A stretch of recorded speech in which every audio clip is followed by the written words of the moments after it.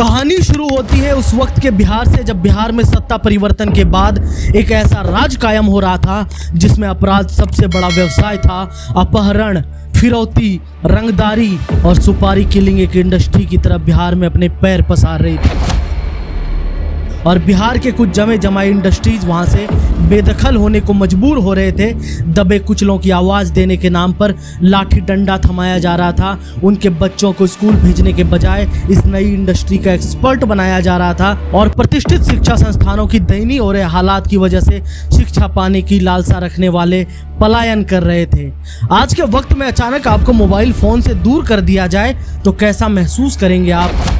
आपके बच्चे जैसा महसूस करेंगे, कुछ वैसा ही पाबंदियां अचानक बिहार पर लाद दी गई थी और उसका कारण था अचानक समाज में हुए बदलाव में अपराध का बोलबाला। यहां से शुरू होती है जंगल राज की कहानी। बिहार में जंगल राज का दौर तो बिहार के लोगों को अच्छे से याद है, लेकिन बिहार के लिए जंगल राज शब्द का पहली बार इस्तेमाल कैसे हुआ ये शायद बहुत कम लोग जानते हैं। दरअसल तारीख थी 5 अगस्त 1997। एक याचिका पर सुनवाई के दौरान पटना हाई कोर्ट ने बिहार को पहली बार जंगल राज कहा। हाई कोर्ट ने कहा, बिहार में सरकार नहीं है, बिहार में जंगल राज कायम हो गया है। लालू और राबड़ी के शासन में अपराध के साथ साथ घोटाले भी चरम पर थे। लालू यादव का चारा घोटाला भी जंगल राज के आरोपों पर मुहर लगा रहा था।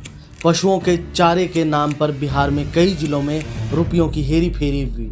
लंबी कानूनी लड़ाई चली और अंततः लालू को चारा घोटाला में सज़ा मिली। फिलहाल लालू यादव चारा घोटाला में सज़ा काट रहे हैं। जब बिहार में चारा घोटाला हो रहा था उस वक्त राबड़ी देवी के भाई साधु यादव और सुभाष यादव का नाम भी सुर्खियों में आने लगा था। लालू के दोनों सालों का दबदबा ऐसा था कि लालू की बेटियों की शादी होती थी तो गाड़ियों के शोरूम में खड़ी नई गाड़ियां उठा ली जाती थी।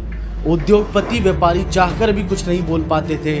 बिहार में साधु यादव और सुभाष यादव के नाम से कॉरपोरेट कंपनियां और उद्योग तक डरते थे। साधु यादव का नाम शिल्पी जैन हत्याकांड में भी उछला था। 1999 में विधायक रहते साधु यादव के सरकारी क्वार्टर से शिल्पी जैन और गौतम सिंह का शव मिला था। इस केस में जब सीबीआई ने साधु यादव से डीएनए टेस्ट कराने को कहा था तो उन्होंने इनकार कर दिया था। वर्ष 2003 में फिल्म निर्देशक प्रकाश झा ने बिहार की राजनीति और अपराध को लेकर फिल्म गंगाजल बनाई थी। इस फिल्म में खलनायक किरदार का नाम साधु यादव रखा था। साधु यादव के समर्थकों ने फिल्म में विलेन का नाम साधु यादव रखने को लेकर आपत्ति जताई थी, लेकिन कोर्ट ने उनकी आपत्ति को खारिज कर दिया था। दीदी और जीजा के शासनकाल में साधु यादव का दबदबा था। उनकी पहचान बिहार में बाहुबली के रूप में होने लगी। बिहार में जंगल राज के उस दौर ने बिहार की छवि और तरक्की दोनों को काफी नुकसान पहुंचाया। नीतीश कुमार के 15 साल के सुशासन में बिहार उस बुरे दौर से बाहर निकलने में कामयाब रहा। आपको बताते हैं कि कैसे लालू यादव का परिवार के शासनकाल में जंगल राज था जो नीतीश कुमार के सुशासन में कम हो गया। पहला, नक्सली हमलों में कमी आई।